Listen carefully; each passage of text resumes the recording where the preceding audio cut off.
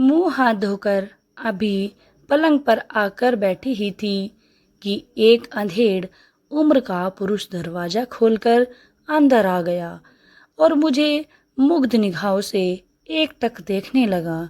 मैं मन ही मन बुदबुदाई, बड़ा ही बदतमीज और जलील आदमी है।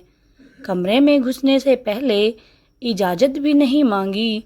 मैं कुछ बोलती इससे पहले ही वह आदमी मेरे पास आकर बोल पड़ा, मेरा नाम विधायक है, सुधाकर तिवारी हूँ। तुम सचमुच ही विधायक हो या ऐसे ही नाम के पहले लगा लिया है? मेरे यह पूछते ही वह खी खी करके हंसने लगा। उसकी हंसी किसी फटे वास की तरह भद्दी और उबाऊ थी। मुझे बड़ा बुरा लगा। इतने में मेरी निगाह उसके कपड़ों पर चली गई। बड़े ही महंगे कपड़े उसने पहन रखे थे। मैंने सहजता से यह अनुमान लगा लिया कि यह आदमी विधायक उदायक तो नहीं है, पर विधायकों वाला शौक जरूर रखता है, पैसे वाला भी है और मेरे हुस्न का कद्रदान भी लगता है। मुझे इसकी हंसी से क्या लेना देना? मुझे तो धन कमाने का गेम खेलना है। अगर मेरी जीत हो गई तो मेरे दिल की फिर जाएंगे। तभी विधायक सुधाकर तिवारी मुझे देखते हुए बोल पड़ा, क्यों, विधायकों से तुम्हारा कुछ ज़्यादा ही लगाव है क्या? मुझे पर तुम्हारी नज़रें मेहरबान नहीं होगी। क्यों नहीं होंगी? लेकिन पहले मुझे ढेरों रुपये चाहिए, रुपये चाहिए। यह कहते कहते वह फिर एक बार हंस पड़ा। उसकी हंसी से हो मुझे चिढ़ थी। वह आदमी ही ऐसा था कि कहीं से भी आकर्षक नहीं था। उसका रंग एकदम काला, आंखें चिड़ियों की तरह छोटी छोटी थी, होंठ सूखे मोटे और फटे हुए थे। उसका कद बिल्कुल ही ठीक न था, लेकिन वह दौलतमंद था। मैं उसके व्यक्तित्व का विश्लेषण अभी कर ही रही थी कि वह अपने कमरे में गया और पलक झपकते ही मेरे सामने 10-10 हजार की 20 गड्डियाँ रख दी। मैं आश्चर्यचकित रह गई। यह क्या मेरी कीमत 2 लाख है? मैं यह सोच ही रही थी कि वह बोल पड़ा, इतना काफ़ी है? हाँ, फ़िलहाल तो इतना काफ़ी है, लेकिन तुम मुझ पर इतने पैसे खर्च क्यों कर रहे हो? तुम्हें अपनी पत्नी से भी तो यह सुख मिल सकता है। मेरे यह पूछते ही वह अजीब सा मुंह बनाकर बोला, यौन सुख कभी किसी को पत्नी से मिला है जो मुझे मिल सकता है? देखो, पत्नी की याद दिलाकर मुझे किरकिरा मत करो। यानी कि जो मुझे आपके साथ मज़ा आ रहा है उसको किरकिरा मत करो। तुमने अपनी कीमत मांगी, मैंने लाकर रुपए दे दिए। शायद तुम्हें नहीं पता, पुरुषों का यौन आनंद पराई स्त्रियों से ही मिलता है। वे सेक्स में बदलाव चाहते हैं। विधायक सुधाकर तिवारी की बातों ने मुझे चौंका दिया। मैं बुदबुदाई, सयानी, इसका मुझसे जी भर जाएगा तो मुझे छोड़ देगा, तो फिर मैं क्यों न अगली सुबह यह जगह ही छोड़ दूं। 2 लाख रुपए यहाँ से निकल भागने के लिए कुछ और सोचती हूँ। इससे पहले ही उसने मुझे अपनी बाहों में भर लिया। मैंने कोई विरोध भी नहीं किया तो सहयोग भी नहीं किया। जहाँ देह व्यापार बन जाती है तो वहाँ सहयोग लेने देने की बात कहाँ रह जाती है। ऐसे मामलों में तो पुरुष को ही सब कुछ करना होता है। स्त्री तो मुख बनकर अपनी देह से पुरुष को खेलने देती है।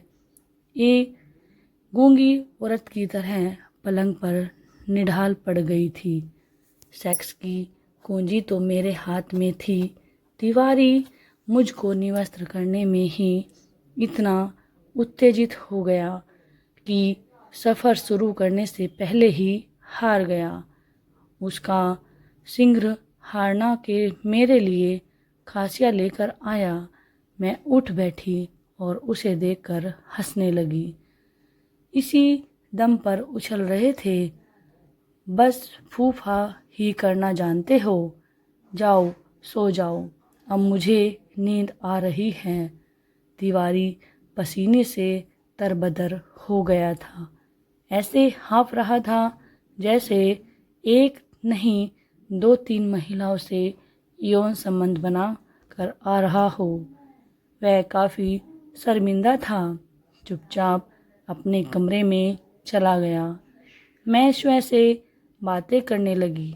मेरी समझ में नहीं आता पुरुष महिलाओं के लिए साथ बलात्कार कैसे कर लेते हैं। मेरे जीवन में तो आने वाले सारे ही पुरुष मोम की तरह पिघलने वाले अब तक आए हैं। किसी एक में भी इतना दम नहीं था कि वे मुझ तक पहुँचे। मैं ही उनके साथ बलात्कार करती आई हूँ। आज भी तिवारी के साथ मैंने ही बलात्कार किया। पैसे भी उससे ऐंठ लिए और उसकी मर्दानगी की था भी लगा दी।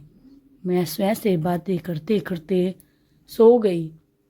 सुबह 4 बजे आँख खुली तो बाहर आकर देखा तिवारी के कमरे में ताला लगा हुआ था। मैं सीढ़ियाँ उतरकर काउंटर पर आई और बिल अदा कर होटल से बाहर आ गई। मुझे इस बात का अंदेशा पहले से ही था कि जिसने 2 लाख रुपए मुझे दिए हैं वह मेरा पीछा अवश्य ही करेगा। मेरा अनुमान सही था। निकला तिवारी की वाइट गाड़ी मुझे सड़क पर दिखाई दे गई। गाड़ी तिवारी ही ड्राइवर कर रहा था। वह मुझे पकड़कर पुलिस में भी दे सकता था, क्योंकि मुझे गलत साबित करने के लिए उसके दिए 2 लाख रुपए ही काफ़ी थे।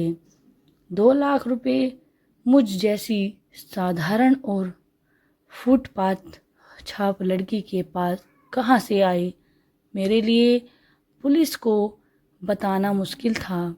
तभी मैंने देखा हिजड़ों का एक समूह नाचते गाते हुए चला जा रहा था। मैं उन हिजड़ों के झुंड में घुस गई और उनके ही रंग में रंग गई। तिवारी गाड़ी से उतरकर काफ़ी देर तक मुझे इधर उधर ढूंढता रहा, फिर गाड़ी में बैठकर आगे बढ़ गया। ऐसी मेरी टॉफ़ी खाने की उम्र थोड़े ही थी। जब उम्र थी तो किसी ने दी ही नहीं। मेरा बचपन तो यूं ही सूखा सूखा बीत गया था। मैं अपने लिए कुछ फल, कपड़े, लिपस्टिक, चप्पल और कोल्ड क्रीम खरीदकर होटल आ गई। दोस्तों, आज की हमारी ये वीडियो कैसी लगी? और दोस्तों, इस वीडियो का सेकंड पार्ट देखने के लिए हमारे चैनल को सब्सक्राइब करें और इस चैनल के में जाएं और टेक्स्ट बोर्ड में देखें कि हमारी वीडियो दूसरी सेकंड पार्ट इस वीडियो का है। दोस्तों, और ये वीडियो कैसी लगी हमें कमेंट बॉक्स के जरिए ज़रूर बताएं। और अगर आप हमारे चैनल पर नए हैं तो हमारे चैनल को सब्सक्राइब करके बेल आइकन नोटिफिकेशन को ऑल पर सेट कर लें, ताकि हमारी आने वाली हर नई वीडियो का नोटिफिकेशन सबसे पहले आपको मिल सके। धन्यवाद दोस्तों। कल फिर मिलते हैं एक नई वीडियो के साथ। तब तक के लिए जय श्री श्याम दोस्तों, इस वीडियो का मैं सेकंड पार्ट कल डाल दूँगी, यानी कि 13 सितंबर को आपको इस वीडियो का सेकंड पार्ट देखने को मिलेगा। तो दोस्तों, इस वीडियो को ज़्यादा से ज़्यादा शेयर करें और अगर अच्छी लगी हो, एंजॉय किया हो तो प्लीज़ हमें कमेंट करके बताएं आपको हमारी वीडियो कैसी लगी। मैं हर वीडियो में यही बोलती हूँ, लेकिन आप सोचते हो क्यों बोलती है। दोस्तों मैं इसलिए बोलती हूँ क्योंकि मुझे अच्छा लगता है कमेंट